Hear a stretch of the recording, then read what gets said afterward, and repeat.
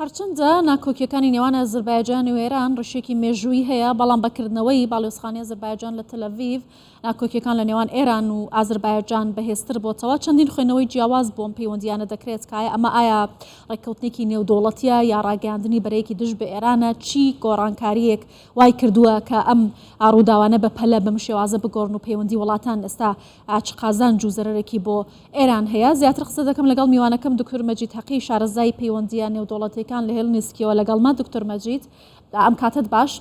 دوای کردنەوەی باڵێۆزخانەی ئەزەربایجان لە تەلەڤیڤ بینین کە ئێران ئاستی هەڕەشەکانی بردۆتە ئاستێکی مەترسیدارەوە، هەڕەشی وەڵامدانەوەی تون لە ئەزەربایجان دەکات. پێتان وایە ئەمە ڕاگەاندنی بەرەیەکی دژ بە ئێران بێت یا تەنیا بردنەبەرەوە پێشی پەیوەندیەکانی نێوان ئەزەربایجان و ئیسرائیلە؟ سلااو ڕێستان لێبێتن، هیوادارم دەنگم بە جوانی بگاتن، بەڵام من پێم وایە ئەوەی کە هەیە چەند خاڵ لە خۆی دەنوێنێت. یەکمەوە کە کۆماری ئیسلامی ئێران لە ڕۆژی بەسەرکارهاتنەوە دروشمی لە ناوبردنی ئیسرائیلەوە. ئێستا ئیسرائیل هەم لە باشوورەوە لەگەڵ وڵاتانی عەرەب، هەمیش لە باکوورەوە لەگەڵ ئازەربایجان لە خەریکە پەیوەندیەکان دەگرێت ئێران لە ڕاستی دەکەوتێتە محاصرە. ئەمە لایەک لە ئێران لەو ڕۆژەدا هەست بە ناهەمنی دەکات، بە تایبەتی بۆ هەست بە مەترسی دەکات لەسەر پرۆژە ئەتۆمیەکان. وێنەی ئەو مەسەلەی ژیۆپۆلیتیکی گۆڕانی ژیۆپۆلیتیکی ناوچەیە.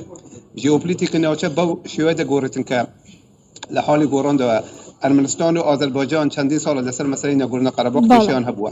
ئێستا لە 2 ساڵ ئەوەی ئەوە کە ئازەربایجان توانی بەشێکی زۆر لە ناگۆرنە قەرەباغ بگرێتن، خەریکی سازکردنی کۆریدۆرێکە کە سنووری تورکیە و ئازەربایجان پێکەگەری بدرێت و لە ڕاستیدا سنوورەکانی ئەرمەنستان و ئێران پێک بچێت. ئەم پچرانی سنوورەکە دەبێتە هۆی ئەوە کە ئێران ناتوانێتن لە ڕێگای ئەرمەنستان نە بە ڕوسیا بگاتن، نە بە وڵاتانی ئاسیای ناوەندی بگاتن، لەگەڵ ئەوەش هەرێمی تورکی یا هەرێمی وڵاتانی نەتەوەکانی تورک لە دەوروبەری ئێراندا زۆر بێتن.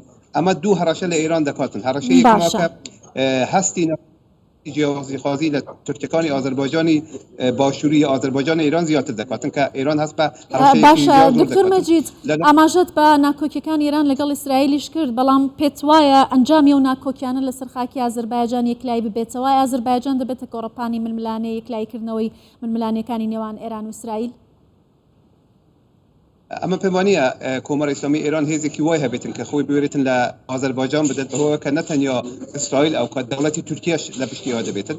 جیا لەوانەیە 25 میلیۆن زیاتر لە 25 میلیۆن تورکی ئازەربایجانی لە ئێران دەژین. ئەوانە هەمووان هەڕەشە لە وجودی کۆمەڕی ئیسلامی ئێران دەکەن. لە ڕاستیدا ئەوەی کە دەڵێن مەسەلەی بەقای کۆمەڕی ئیسلامی ئێران یا تەنانەت بەقای جغرافی ئێرانش لەوانە بکەوتە مەترسی، بەڵام ئێران هەموو هەوڵەکانی خۆی دەداتن کە ئەو کارە بکات. لە هەلومەرجێک کە ئێستا ئازەربایجان بەکارهێنەوە چەند شتی هەیە. یەکمەوە کە بەهۆی ئەوە کە رووسیا کە لەوێدا لە ڕاستیدا دەستهێزی منتقەیە لە ئوکراینە خەریکی شەڕە و هێزەکانی ئەوەی کە پێ دەڵێن هێزەکانی پاراستنی ئاشتی ناچار بووە لە نێوانی ئازەربایجان و ئەرمەنستان هەڵگرێت بباتە بۆ بەرەی شەڕ.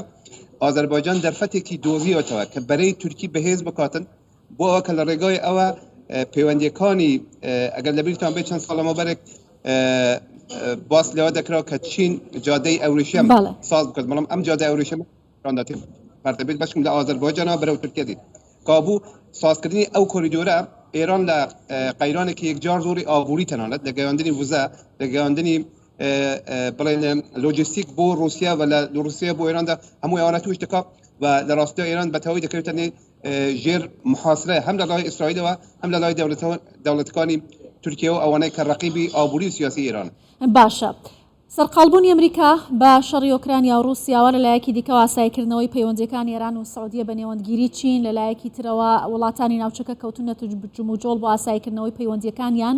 ئەمە چی دەگەێنێتم گۆڕانکاریانە تا چەندە ئێران لە نێوم هاوکێشانەدا دەتوانێت سیاسەتەکانی بەرەو پێش بات، یا ئەمە گەلە کۆمەکیەکی نێودوڵەتیە بۆ فشاری ناڕاستەوخۆ لەسەر ئێران چۆنی دەخێنەوە؟ لە ڕاستیدا من پێم وایە جغرافیای ژیۆپۆلیتیکی ڕۆژهەڵاتی ناوەڕاست لە حاڵی گۆڕاندەوە دەڵێت کە نزیکبوونەوەی دەوڵەتی سعودی و عەرەبستان ئێران بۆ ئاشتی تەنیا مەسەلەی ئەوە نییە کە لە نێوانی ئێران و عەرەبستاندا کە دوو دوژمنی بڵێن نەریتی بەدەیان ساڵە بەهۆی مەسەلەی ڕێبەری جیهانی شیعە و سونەتەوە هەیە. لەلایەکی دیکە ئەو پاڵانخوازیەکانی تورکیش بووتەوەی ئەوە کە عەرەبستان هەڵبدە بەرەیەکی نوێ لە بەرامبەری گەشەکردنی سیاسەتەکانی تورکیا ڕابگرین. لە هەمبەر ئەوەدا تورکیش بێ دەستەڕاستان نامێنێتن، چونکە ئەوان دەیانەوێت قوڵایی استراتیژی خۆیان بۆ بەهێزکردنی بەرەی تورکی یا بەرەی تورکی کە بریتی بێت لە دەوڵەتەکان بەهێز بکات و هەمووی ئەوانە لە ڕاستیدا ڕقابەتێکی ژیۆپۆلیتیکی لە ناوچەداوە کە لەوانەیە لە داهاتوویەکی نەزۆر دووردا جغرافیای ناوچەدا تووشی ئالگۆڕێکی زۆر گەورە بکات بەپێی ئەو لێکۆڵینەوەی کە لە ساڵی 2011 کرەوە هەجری ئەوە کە لانەکەم 5 شەڕ لەو ناوچەیەدا لە پەیوەندی لەگەڵ گۆڕینی جغرافیدا پێک بێتن زۆر هەجر هەیە جیالەوە ئەو مەسەلەیەک دیکەش لە بەرچاو بگرین لە مانگی داهاتوو لە مانگی پێنجمدا هەڵبژاردنەکانی تورکیە ئەردوغانش لەوانەیە دەستی لەوەدا هەبێتن کە گەشتکردنەوەی هەڕەشەکانی نێوانی ئازەربایجان و تورکیا دەتوانێت ببێتە هۆی هاندانی تورکیا ناسیۆنالیستەکان تورکیا تۆلەرەکان بۆ دەنگدان بە ئەردوغان ئەم هەرش دەبێت لە بەرچاو بگیری لە پەیوەندی لەگەڵ ئەو دیویانەی کە لەو دوانەدا لە ئارادان. بەڵێ بەڕێز دکتۆر مەجید حەقی شارەزای پەیوەندیە نێودوڵەتیەکان زۆر سپاس لە هێلنسکیەوە لەگەڵمان بووی سپاس.